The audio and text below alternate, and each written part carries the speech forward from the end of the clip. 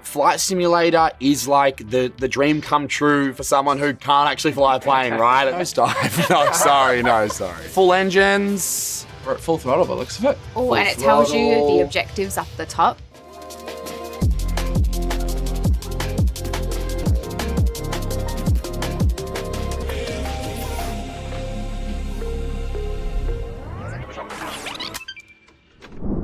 Hello and welcome to the show about all things games, Xbox ANZ Rewind, hosted by us, Galaxy. And Opti, please take a moment to look around and find your nearest exits. Our guest today is a true Aussie larrikin. He's amassed a career and an online following in journalism, filmmaking, cuisine, and even restoration with his granddad. And today he joins us in the big smoke. Welcome to Rewind, Outback Tom. Galaxy and Opti, thanks so much for having me. Thank you for coming. Yeah, it's a pleasure to have you here. I'm going to jump straight into it because we're really excited to have you. Tell us the lore about Outback Tom. Where did it all begin? And, of course, with Granddad. I've always had a passion for cooking, for regional living, for the outback lifestyle. I've been so fortunate to being raised in a really small region in Western Australia. Granddad played such a massive part in my life, and we just grew up cooking. It was just something we did, or going out bush, or going fishing, cooking over the fire. And I realised it was something I wanted to show other people and also teach young people how to cook. So Granddad and I sort of had a rough idea, and one day we just went out and made a cooking film and put it out there, and people loved it. You must love being able to work with a family member like that. I mean, Granddad is just over 70. It's such an interesting age to come into, I guess, in somewhat like a bit of a spotlight. And, I've been able to take him to red carpet events. But also, even though the stark contrast is there, and, I get to show him what the sort of city lifestyle is like that comes with doing social media and amassing an audience, which we're so lucky, is we just get to spend time together. Often the videos we do is Granddad and I being out bush, just me and him, and cooking meals. And that's the fun part of it.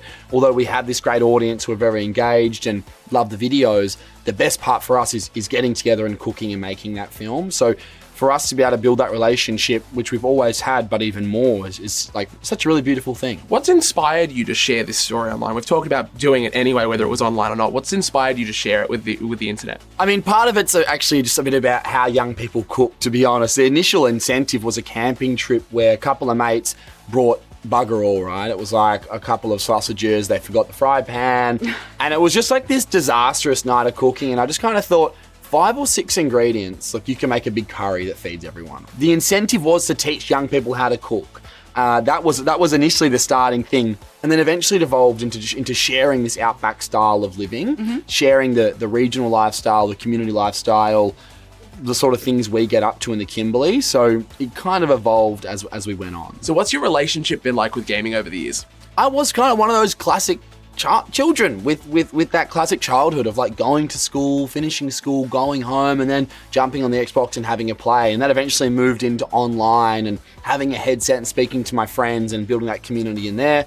Then as I've gotten older, and other things have been more distracting, I've gone out of gaming and then come back into it with like, the passion for aviation and flight simulator. So yeah, I mean, I've always played games, different type, whether it's like the adventure ones or more online or more like car racing games. I've always had some relationship to gaming. Now, you mentioned flight simulator. What drew you to that? I've always had a passion for aviation. I wanted to be a helicopter pilot when I was in high school. I ended up moving into more of a media and filmmaking career. Flight simulator is like the dream come true for someone who can't actually fly a plane, right? It's like, here is a plane, you can kind of interact with all the tools and instruments and controls, go have a fly. So for me, it is like this aviation nerd within me that loves to get up and go for a fly and fly in the skies. So flight sim is just like perfect for me in that way. Are there any other standout games for you as well? I think growing up, it was always a lot of like Call of Duty or Forza, these sort of interactive, multiplayer games. And, back in the day, it was like the split screen and then, moved into more of an online space. So I've always loved that, and I've always loved that kind of adventure and action game too, mixed in. Flight Simulator, funnily enough, is like such like a slow game compared to the other ones. Slightly different. but I get a kick out of everything I play typically. Well, you've got such like an awesome life. If you were to create a video game about your life, what would it be about? What would it be centered around? I think it would be a free roam game, a world free roam game around Australia, and probably set completely out bush, where it's like you have to survive out there. So, cutting down trees, creating your own home, hunting in the land, building up a community, almost like you're building up a community in a township, but kind of from like scratch in Outback Australia. Survival is a very popular genre at the moment, so I think it'll be a hit. Yes. And there's people who have done similar things before. I think if it was fully immersed into that, that'd be really fun. And what role would Granddad play in that video game? I feel like he would play like the older, wiser, well-knowledged person who kind of passes down the information to me and then gets me to go do all the hard work. So, are you feeling up to showing us all your aviation knowledge? Because we have Flight Sim 2020. Shall we play? Let's do it. It's rewind time. So Microsoft Flight Simulator, I love this game.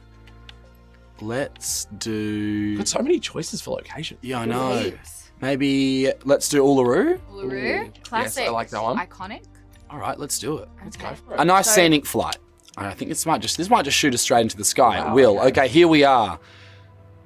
So Flight Simulator is really slow, but I really enjoy that. I think it just kind of makes it more realistic, There's no like barrel rolls or anything, It's just a nice bank left or bank right. But we could choose to do a barrel roll if we wanted to. Yeah, we could probably try it. Yeah, we probably That's the important question. We probably could try it. Yeah. So, aside from the Discovery flights where it picks you like that specific plane, is there a plane that is your go-to? Like, what's your favorite in the game? I think when I do play, you can get these little bush planes, which I really enjoy. They're quite popular in places like Alaska and overseas. So there's like a big community of bush plane pilots who sort of have runways at their farms and fly around. And it's my goal in life is to get a private license, get a little bush plane, and then in the Kimberley in WA, fly around like Broome and Kununurra. And is definitely something I want to do at some point, yeah. Games like Flight Sim have huge legacies. What do you think you want to leave behind with your audience, the Outback Tom legacy? I think with the films that Granddad and I make in the Kimberley and in the Outback and showing off that Outback style of life, which is something that means a lot to me. It's what I grew up doing. It's a part of almost the Australian culture that not everyone gets to experience. I think for me, being in the Outback and showing that style of living, which will probably fade out at some point, as the cities get more populated. But I guess I want to leave this legacy of what Outback Australia is like. Yeah. What that sort of authentic, not just Outback cooking, but out bush living style looks like. It's all about this sort of community feel of, everyone's sort of friends, everyone sort of helps each other out. I guess also that part of like respecting the land you're on, looking after the place that you live, is really important to me too. So I would hope that legacy is kind of like that. It's about showing off the flora and fauna and that really old, I guess semi-old school Outback Australian living. Was being a pilot something that you wanted to do growing up?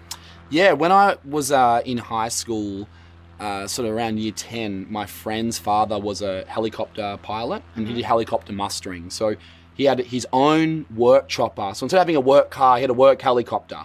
And he would just fly it into town and land next to his house. Wow. He lives on the outskirts of town, and his job was to go and help with the stations, muster up all the cattle back during the mustering season. So I wanted to be a helicopter pilot growing up. Yeah. And then, I guess I kind of moved into other stuff, still Outback vibes. So, and now I'm more interested in getting like a fixed wing license. And at some point I want to, fly around. Very expensive hobby though, but fly around the Kimberley in a really small plane and sort of be able to zoom around. I would highly recommend, like, if, I've done so many scenic flights around heaps of World Heritage listed places in the Kimberley, and it is one of the most beautiful things to do. Well, I really enjoyed our trip around Uluru. Let's maybe have a little bit of a look at what other locations we can have a little bit of explore of. Oh, they've got Mount Cook. Oh, wonderful. Let's do it, New Zealand. New Zealand. Snow-capped mountains. I'm excited to see this. We've got a bit of a bigger plane now too, which is cool. Bit faster. I have my bestie in the right here, My Ghost crew in the one, back. Ghost two. Yeah. And all your ghost passengers. My ghost friends in the back hanging out. These planes are very similar to what they use in the Kimberley to do sort of drop-offs to these small Aboriginal communities outside of Kununurra and Broome. And to get mail out there, we have a mail plane. So that's the only way to get your mail to these communities is via the mail plane. Just like a tiny little I feel plane. like that's something I've never thought about before. Yeah. There's a nice little bank left over the mountain. Beautiful. Absolutely stunning. Thank you so much for taking us around Mount Cook. Thank you. Nosedive. No, sorry. I'm only joking. Alrighty, we are on the tarmac in Broome. We're going to be departing over the ocean. Ooh. Going to release the park brake. Done.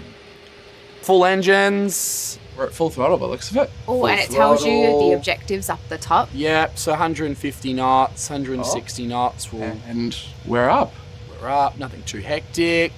We're going to put the gear up in a second. Raising the gear. This is Broome. So as you fly in, you fly over the iconic Cable Beach. And this is my favourite flight. This is my favourite going back home or leaving. It's such the most beautiful. This small town. Seeing it, the sights of it. Absolutely. Built into Roebuck Bay. This town is built on this iconic beach. So remote, so regional. It's beautiful. And going back here means I'm going back home. Whenever I fly back into the Kimberley, it means I'm going to see Granddad. Means my mum's also there. It means I'm going in for a big stint of bush cooking and getting to see everyone. Very nostalgic, very, very home. Absolutely. I was here last week only doing this flight. I guess we can work out how to fly planes now. I don't know if I'd go that far, but I think we're on the right track. Especially with Outback Tom on our side. Indeed. Thanks, Galaxy and Opti. It was a pleasure taking us for a flight. Thank you. We really appreciate it. Don't forget to hit like and subscribe to Xbox ANZ here on YouTube and follow us on all socials. And of course, don't forget to check out Outback Tom and Granddad on all socials. Until next time, Later gamers.